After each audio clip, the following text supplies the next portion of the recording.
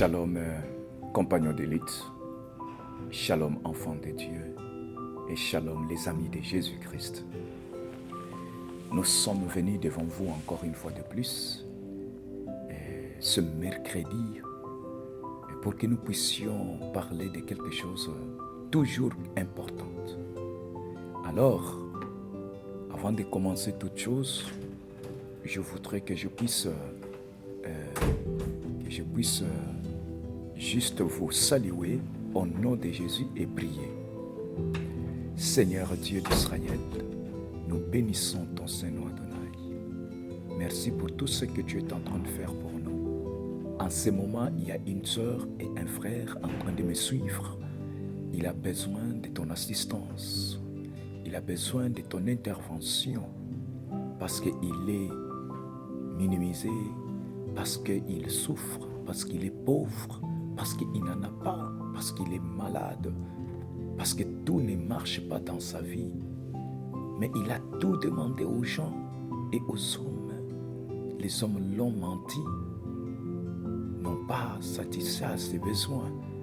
Mais je viens te dire, Seigneur, tu es capable de donner la solution à la personne qui pleurniche en ce temps. À ton nom, Père. T'avons ainsi prié, nous disions Amen. Amen, shalom. Amen, peuple de Dieu. Aujourd'hui, je voudrais parler, c'est une histoire et nous sommes en train de parler. Vous voyez un peu notre cadre. C'est un cadre de réflexion. Ce cadre, nous sommes en train de réfléchir à tous ensemble. Je voudrais commencer par un témoignage. Et ce témoignage, c'est un témoignage de mon ministère. Il y a eu une sœur qui a mis au monde la fois passée, c'est-à-dire que la semaine qui vient de s'écouler, c'est-à-dire le vendredi, je pense, oui. Et cette sœur avait un problème au-dedans d'elle avec son mari et la belle famille. Elle a fait 8 ans de mariage. 8 ans. Première année, deuxième, troisième, jusqu'à 8. 8 ans de mariage sans enfant. Bien-aimé, je suis parmi les pasteurs qui priaient aussi pour cette sœur. J'en ai prié, on a prié. Quand j'étais encore au Congo, je priais pour cette femme.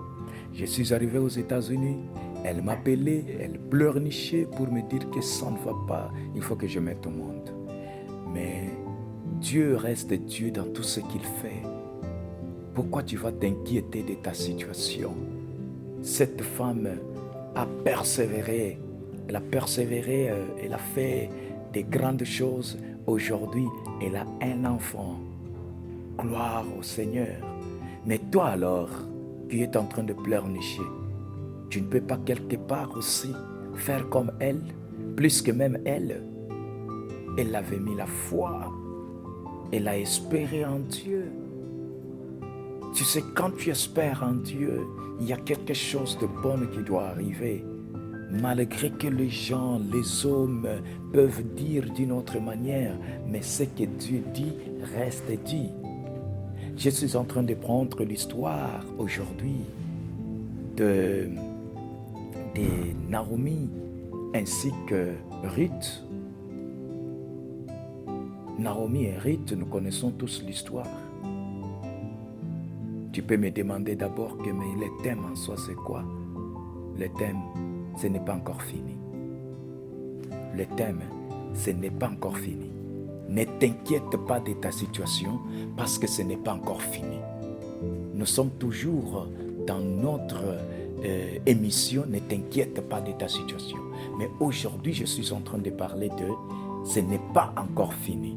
Ce n'est pas encore fini pour toi parce que Dieu est encore en œuvre. Dieu est en train d'opérer le miracle. Il a opéré avec cette sœur répondant au nom de Massala. Et Dieu a répondu et Dieu a fait ce miracle. Si ce n'est pas Dieu, qui encore fera ça? 8 ans de mariage. Voilà maintenant l'histoire de Ruth et Naomi. Ruth a quitté ses choix. Ruth a tout perdu. Ruth n'avait plus de mari. Mais Ruth ne savait même pas là où elle partait. Mais elle a suivi une certaine Naomi. qui était sa belle-mère, arrivant dans un pays où Naomi elle-même n'avait plus de terre. Mais elle a dit non, il faut que je retourne à mon lieu. Le dimanche passé, j'ai parlé sur le lieu de ta bénédiction. C'est-à-dire le lieu de la bénédiction de Ruth, c'était l'endroit où Naomi était en train de l'amener aussi. Parce qu'elle avait accepté que Naomi l'amène. Est-ce que toi, tel que tu es là, tu acceptes qu'on puisse t'amener par un pasteur? Ou toi, tu es là pour injurier seulement celui qui est à côté de toi? Non, bien-aimé dans le Seigneur.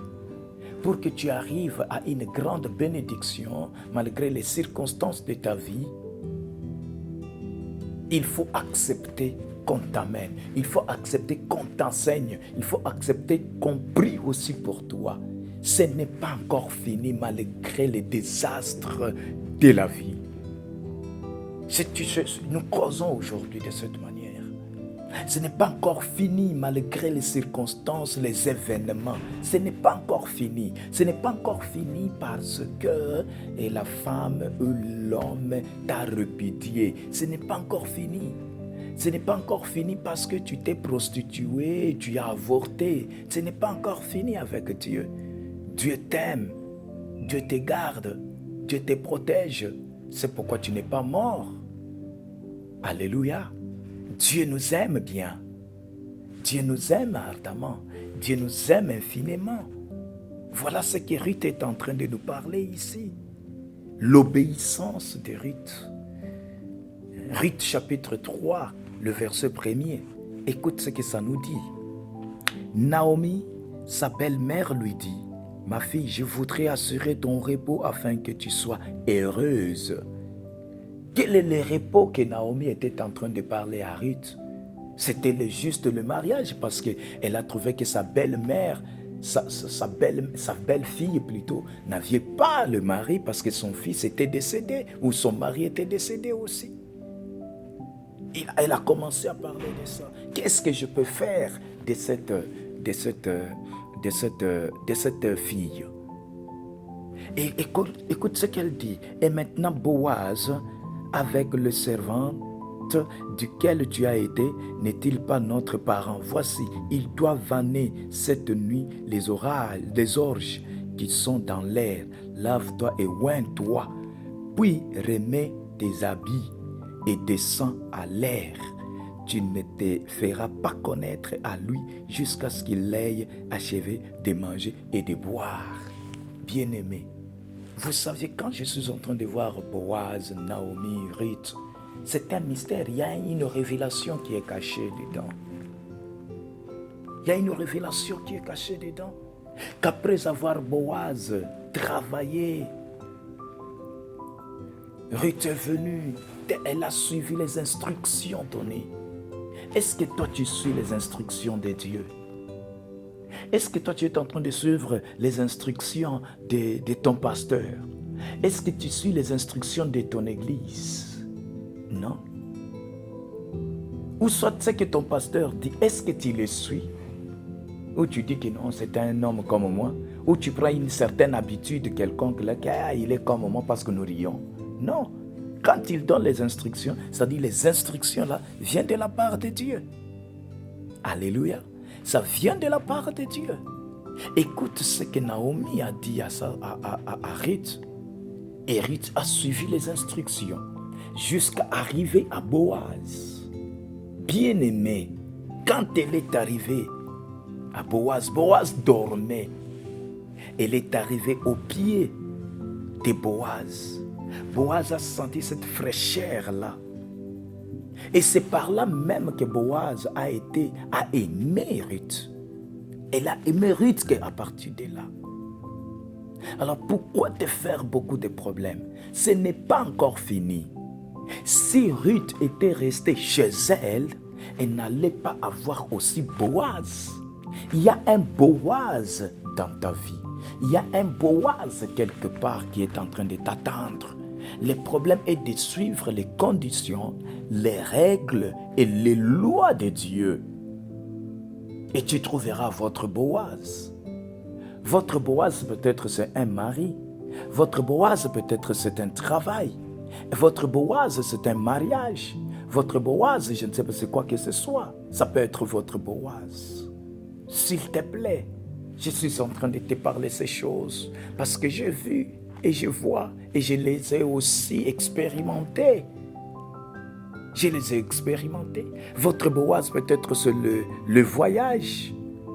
Quand tu es en train de voir, tu pars de gauche à droite, tu es parti à l'ambassade, on a refusé, tu es parti première fois, deuxième fois, tu dis que non, c'est fini pour moi. Non, ce n'est pas encore fini. Ce n'est pas encore fini. Tel que aussi Esther, qui connaissait Esther dans la Bible? On connaissait que Vasti, Dieu est capable de prendre la place de Vasti et de mettre toi là. Dieu est capable comme ça. Personne ne connaissait Esther. Ne soyez pas aussi comme Vasti, la reine Vasti. Ne soyez pas comme la reine Vasti. Je suis en train de vous dire et de vous en supplier, ne soyez pas comme la reine Vasti, sinon tu risques de ne pas avoir ce que l'Éternel avait déjà prédit pour toi.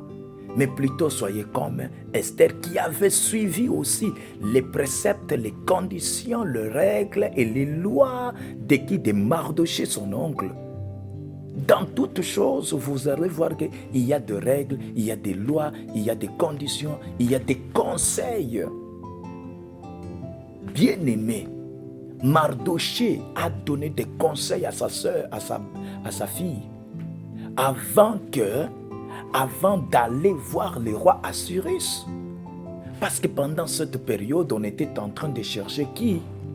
On était en train de chercher une bonne reine qui va nécessairement remplacer la reine Vasti. Parce que la reine Vasti avait désobéi à l'appel du roi. Tout un roi qui t'appelle et toi tu refuses et puis tu prétends être sa femme. Combien de gens ont désobéi à l'appel de Dieu? Combien de gens ont désobéi à l'ainsi dit l'Éternel? Dieu te dit va, mais toi tu refuses d'aller. Dieu te dit reste ici, c'est là que tu dois travailler, c'est là que Dieu t'a implanté. Mais toi tu refuses ça, tu veux aller faire aussi ce que toi tu veux faire. Et c'est comme ça que vous échouez dans la vie. Mardochée a donné des conseils tels que je suis en train de te donner des conseils aujourd'hui pour ta vie. Afin que tu puisses avoir ce que tu es en train de chercher dans ta vie. Ce n'est pas encore fini. Il y a une Esther que je suis en train de parler. Il y a une Esther que je suis en train de dire. Une Esther qui est capable d'accepter les conseils, les préceptes, les conditions, les règles et les lois de Dieu. Vous devez les écouter pour que vous puissiez arriver à trouver, pour que vous puissiez arriver à la couronne. Il y avait beaucoup de filles belles à voir, belles parce qu'on ne devrait pas choisir n'importe qui pour défiler devant le roi Assuérus. Mais le temps qu'on est arrivé là, il y avait beaucoup de filles qui défilaient. Et on leur disait, il y avait une corridor. On appelait corridor de la tentation. Nous avions étudié un peu ça aussi. Corridor de la tentation.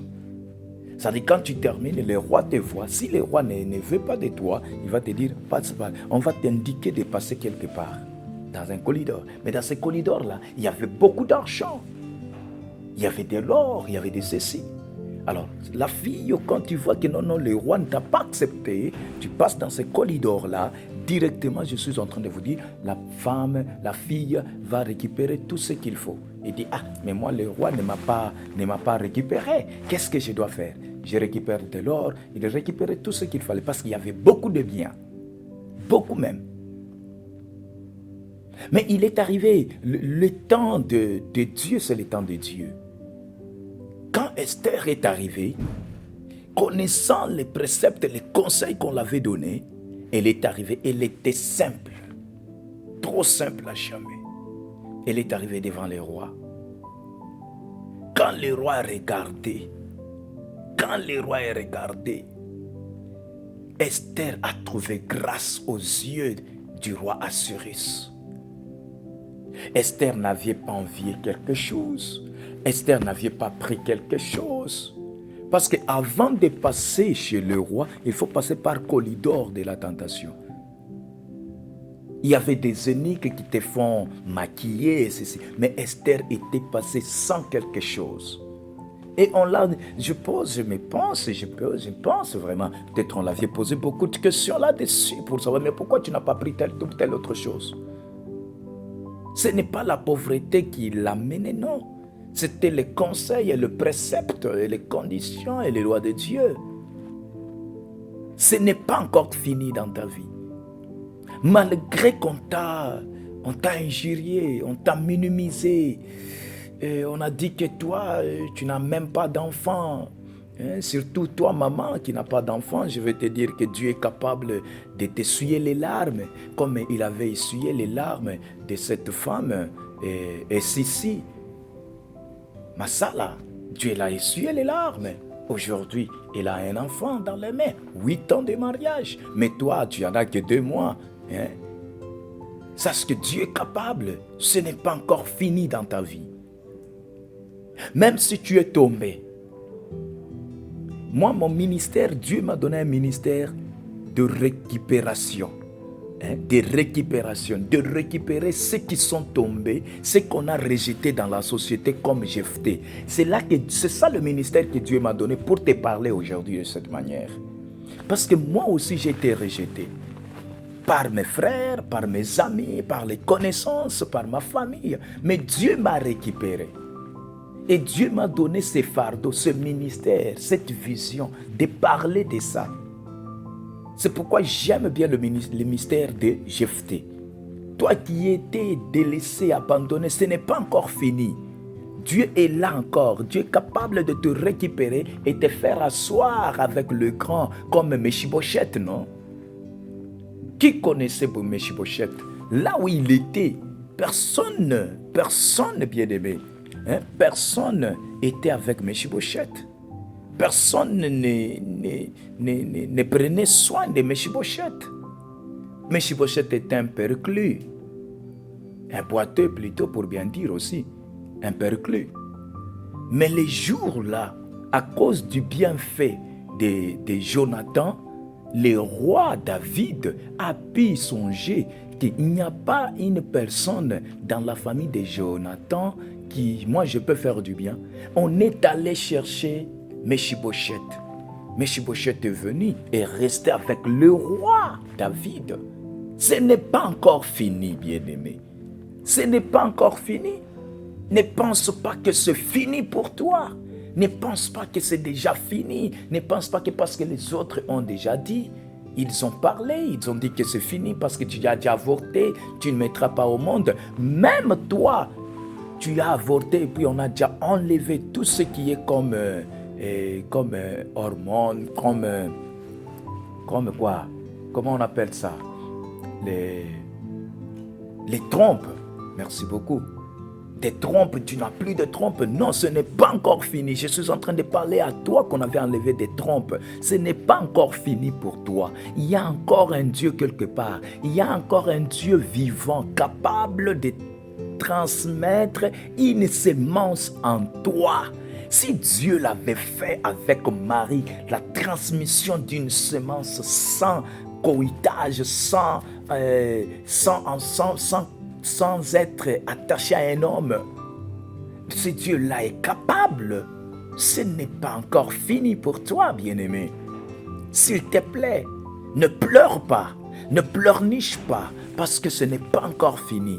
Ne pense pas que Dieu ne t'écoute pas. Dieu t'écoute, Dieu voit votre souffrance, Dieu voit votre manière de voir les choses. Dieu voit tes pleurs et tes larmes qui coulent nuit et jour, même si tu ne parles pas. Dans ton mariage là, tu souffres. Dieu voit ça dans ta connaissance, dans cette relation là. Dieu voit que tu souffres. Ce n'est pas encore fini. Ceux qui sont en train d'hurler sur toi aujourd'hui, je suis en train de te dire qu'ils vont acclamer pour toi. Ils vont acclamer pour toi. Ne t'inquiète pas de ta situation parce que ce n'est pas encore fini. Ce n'est pas encore fini d'être. Moi, je me souviens un jour, je pensais que c'était fini pour moi dans mon pays où j'étais rejeté et je dormais dans un marché. Je pensais que c'était fini pour moi. J'ai fait presque une semaine en train de dormir dans un marché que je ne connaissais personne pour demander à dormir. Mais ce n'est pas que je n'avais pas de frères et sœurs. J'en avais. Mais je ne voulais pas aller leur demander. J'avais demandé à un oncle, il m'a dit qu'il avait une petite maisonnette, mais il y avait plein de gens. Il m'a dit, ça ne va pas. Mais je dormais au marché, moi. Il y a une personne qui dort aussi au marché maintenant. Mais je pensais que c'était fini. Mais Dieu me disait, ce n'est pas encore fini. Jusqu'à ce que j'ai trouvé un endroit. Et j'ai dormi. Et aujourd'hui, je me pointe aux États-Unis. Ce n'est pas encore fini. Dieu me suit jusqu'ici. Et il connaît les projets et tout ce que je suis en train de faire. Il connaît aussi le travail que je suis en train de faire pour lui. Peu importe les problèmes et les situations que je peux avoir, mais je dis que ce n'est pas encore fini. Et ce n'est pas encore fini aussi dans ta vie. Ce n'est pas encore fini. Toi, tu penses que la souffrance que tu as là surpasse la souffrance des autres, surpasse la souffrance de Jésus sur la croix de Golgotha? Jésus a fait un grand travail sur la croix de Golgotha. Il l'a fait. Maintenant, tu veux quoi? Je suis en train de venir à toi. Ne t'inquiète pas de ta situation parce que ce n'est pas encore fini. Ce n'est pas encore fini de tout ce que tu es en train de faire dans la vie. Peu importe ton péché, retourne à Dieu. Peu importe ce que tu es en train de faire dans la vie, ayez la foi. Peu importe ce que tu es en train d'entreprendre, ayez l'obéissance. Dans ce verset biblique, on parle de l'obéissance et la foi interne qu'avait Ruth, qu'avait aussi Esther. Obéissez. Obéissez aussi même aux parents. Je n'ai pas dit d'obéir à ce que les parents peuvent vous faire sortir dans la volonté de Dieu, non. Les parents vous disent allez toucher les fétiches. Toi aussi, pendant le pasteur consolateur nous a dit d'obéir, tu parles. Non, non. Obéir, c'est-à-dire accepter les bons côtés que les parents vous donnent comme conseil. Beaucoup de gens sont dans les difficultés aujourd'hui parce qu'ils n'avaient pas écouté leurs parents. Les parents ont dit que les parents sont les dieux sur la terre. Retourne. Il y a des autres qui ne causent même pas avec leurs parents. Mais je te demande de retourner. Retourner à la base. Retourner pour aller faire quoi? Pour aller se réconcilier avec le parent. C'est la même façon de retourner aussi à Dieu et accepter tout ce que Dieu doit vous dire de faire. Les grands problèmes, c'est quoi? Vous n'avez pas la révélation de Dieu. C'est pourquoi vous souffrez. Le rhéma de Dieu. Le rhéma du Très-Haut. C'est pourquoi tu te poses la question, ma vie est toujours ainsi, vie nanga ezaka kaboye et que n'agape kalibo sauter. Non. Non, tu dois vivre bien. Tu es aux États-Unis. Même vous autres, en Europe, là-bas là où vous êtes. Si tu es en Europe, tu commences à te prostituer, prendre les femmes d'autrui, faire ceci. Et tu penses que Dieu va t'aider dans tout ce que tu fais. Même toi, serviteur de Dieu. Dieu t'a donné une portion, une opportunité de parler, de faire une publicité à son nom. Mais cette publicité s'est rendue dans la publicité des femmes d'autrui. Et maintenant, tu as des problèmes, tu cherches que Dieu puisse venir en aide. Non, Dieu ne viendra pas en aide de cette manière-là. Après avoir divisé les gens, à leur parler des mensonges, des choses, de josifier les gens, et tu veux que Dieu puisse maintenant venir en aide sur toi. Mais non, commence par se repentir.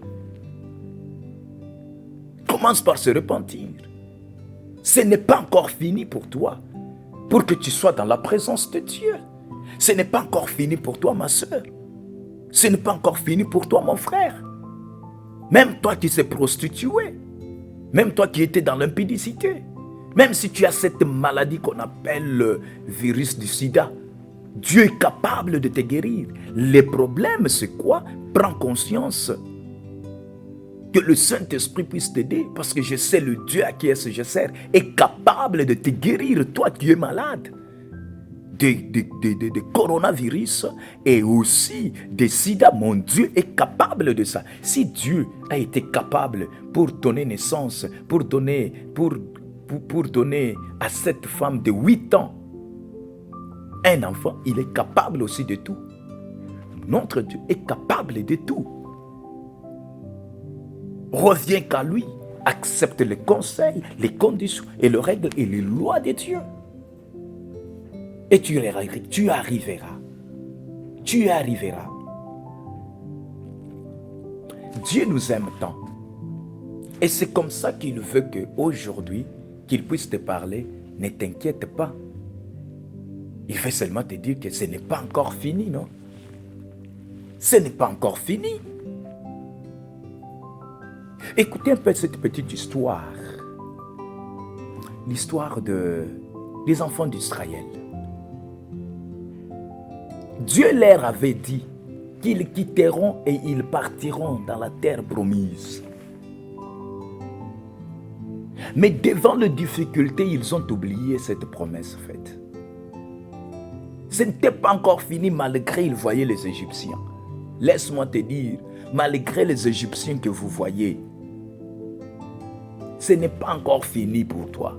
Ne pense pas que les Égyptiens vont vous tuer, vont vous ronger, vont vous disqualifier. Non, non, vont vous prendre en esclavagisme encore. Non, notre Dieu est capable de tout. Et il dit, ce n'est pas encore fini à opérer le miracle. Dieu n'est pas fini, mais Dieu est encore là. Il a sa puissance. Dieu a sa grande puissance. Les tout-puissants, c'est lui. Il en a encore. Moi, j'aime bien l'appeler lion, donc les lions. Quand il rougit, tout le monde entend les rugissements du lion. Alors, tu as peur de quoi? Tu as peur de retourner dans la présence de Dieu? Retourne dans la présence du Très-Haut. C'est le temps de Dieu. Le temps de Shekinah. Le temps que Dieu doit opérer le miracle dans ta vie. Le temps que Dieu doit faire quelque chose dans ta vie. Il veut changer les choses, transformer les choses dans ta vie. C'est ce que Dieu veut. Il veut transformer beaucoup de choses dans ta vie. Cette Bible ici, je vais vous dire, cette Bible, je suis en train de vous dire la vérité. C'est la vie d'humain. C'est toute votre vie est ici. Est ici. Je vous demande avec un cœur d'amour, plein de grâce même. Si Ruth avait trouvé grâce aux yeux de Boaz, penses-tu que ce n'est pas Dieu qui l'avait envoyé Boaz? D'ailleurs, Ruth était une étrangère. Ruth était une étrangère. Tu te retrouves aux États-Unis, tu es un étranger. Les opportunités où nous parlons que les États-Unis a des opportunités, vous pensez que ces opportunités-là sont là, il y a des opportunités. C'est parce que toi, tu ne sais pas comment localiser ces opportunités. Dieu localise pour toi les opportunités et tu refuses ces opportunités-là. Malgré que tu as tu as tout gâché, mais Dieu te dit, ce n'est pas encore fini. Tes opportunités peuvent revenir encore. Ce n'est pas encore fini avec ces opportunités-là. Ce n'est pas encore fini. Dieu est là. Ce n'est pas encore fini d'être. Aujourd'hui, je suis venu juste te parler que ce n'est pas encore fini. Ne t'inquiète pas. Ce n'est pas encore fini. J'ai vu la main de Dieu. Et je continue à voir la main de Dieu. Beaucoup de confrères me parlent, me disent, tu es encore jeune, hein, pasteur? Oui, je suis encore jeune, mais Dieu me soutient dans tout ce que je suis en train de faire. Alléluia. Alléluia. Et tu es tellement bon de cette manière. Je voudrais que tu puisses boire l'eau sucrée de Dieu. L'eau sucrée, c'est sa bénédiction. Mon serviteur montera plus haut, plus haut, plus haut encore. Et c'est ça l'œuvre de Dieu. Que je revienne à qui encore? Que je puisse te parler de quelle manière? Afin que tu puisses écouter ce que je suis en train de te dire. Que ce n'est pas encore fini. Peu importe ton péché. Peu importe la fornication. Peu importe ton impudicité. Peu importe tes mensonges. Peu importe tes vols. Dieu te dit ce n'est pas encore fini. Il y a encore un temps pour toi afin que Dieu te récupère et que tu restes dans sa présence. Quelle est cette maladie-là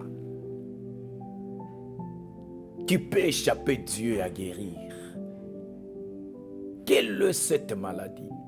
Je ne vois pas la maladie qui peut échapper. La maladie qui peut échapper à Dieu. Viens à Christ, serviteur de Dieu.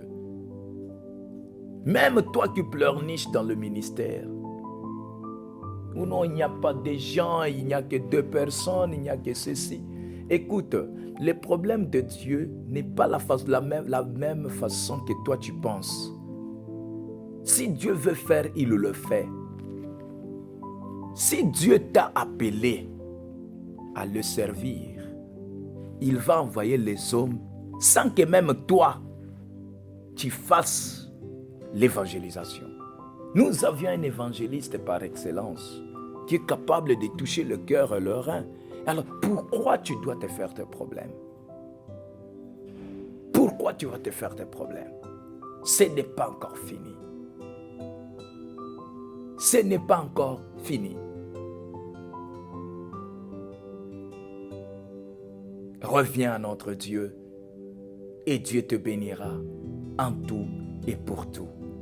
Ne voyez pas ce que les hommes disent de vous. N'écoutez pas les dires des hommes, bien-aimés. Cherchez à écouter qu'est-ce que Dieu dit. Entre dans le monde de révélation pour comprendre ce que je suis en train de te dire.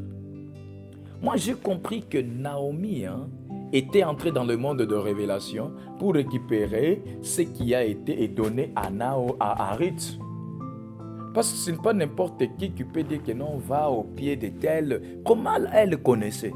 C'était difficile de connaître ça. C'était très difficile. C'est pourquoi je te demande, avec un cœur d'amour et de joie, afin que tu puisses venir et revenir à Christ. Et te dire que ce n'est pas encore fini. Ok? Est-ce que vous me suivez bien? Ce n'est pas encore fini. Je dois prier. Nous allons prier ensemble. Seigneur Dieu, nous voici venir à toi, Seigneur. Tu nous as parlé, tu nous as dit d'une manière ou d'une autre que ce n'est pas encore fini, qu'on ne puisse pas s'inquiéter de tout ce qui nous arrive et de nos situations aggravantes ou atténuantes, des situations honteuses. Mais tu nous dis que ce n'est pas encore fini. C'est vrai, sur la croix de Golgotha, tu as été cloué honteusement parlant. Mais ce n'était pas encore fini. Quand tu es descendu, entré, oh Dieu, on t'a enterré. Ce n'était pas encore fini. Tu es parti dans le séjour des morts. Aller faire le travail, ce n'était pas encore fini. Quand tu es revenu, tu es ressuscité. Oh grand Dieu et le roi unique de Salem, tu as suscité beaucoup de choses en nous. Je suis en train de dire à une personne qui ne sait pas comment s'élever à cause de problèmes, qui n'arrive pas toujours pas à trouver la solution. Ce n'est pas encore fini. Lève-toi dans sa vie, Seigneur. Lève-toi les lions de la tribu de Juda. Lève-toi les cavaliers de l'Apocalypse. Cette dame pleurniche pour son mariage. Cette dame pleurniche pour son fiançailles. Cet homme pleure pour sa femme, encore trop loin. Cette femme pleure pour son enfant qui est malade. Seigneur notre Dieu, manifeste-toi puissamment, Papa. Manifeste-toi les lions de la tribu de Juda. Manifeste-toi les cavaliers de l'Apocalypse. Manifeste-toi, lève-toi, Seigneur. Je t'en supplie que tu puisses t'élever puissamment, Seigneur Jésus. Cette femme qui n'a pas d'enfant, Yahweh, tu as montré ta grandeur. Tu as montré ta grandeur à Sarah. Sarah n'avait pas d'enfant, Seigneur Jésus. Mais tu l'avais donné. Comment je vais parler de Sarah que je n'ai jamais vue, mais celle que j'ai vue, Sissi Massala, que j'ai vue, j'ai palpé, j'ai parlé, nous avons prié, elle a un enfant. Seigneur, tu es capable de tout. Essuie les larmes d'une femme qui est en train de se poser tant de questions. Elle est finie. D'un homme qui est fini, pas du travail. Mais ce n'est pas encore fini. Il y a un travail que toi tu réserves pour lui. Au nom de Jésus, au nom de Jésus, nous t'avons ainsi prié, nous disions Amen. Bien-aimé, je voudrais te dire que tu puisses partager aussi à ceux qui sont loin de nous et ceux qui sont en train de nous suivre. Vous qui nous avez suivis, que Dieu vous bénisse abondamment. Maintenant, je suis en train de vous donner l'horaire de notre église. Moi, je suis pasteur du centre évangélique La Trinité Park Harbor Church, ici aux États-Unis, précisément à Minnesota. Et notre place se trouve à Saint-Louis Park, et sur l'avenue 1615 Texas Avenue South. Et zip code c'est 554 16. Je reprends l'adresse. L'adresse c'est 1615 Texas Avenue South, St. Louis Park, Minnesota, zip code 55416. Nous commençons à 13h30 et nous terminons à 15h30. Que Dieu vous bénisse abondamment. Et le mercredi, comme aujourd'hui, c'est à 13h juste. Vous allez nous suivre sur YouTube et abonnez-vous sur notre YouTube, Mon Consolateur TV. Dieu va te bénir, Dieu va te consoler. Et abonnez-vous aussi sur notre page Pasteur Consolateur MKB. Vous allez nous suivre, les extraits seront là avec l'homme qui est en train de travailler là-dessus. Que Dieu vous bénisse abondamment. Merci.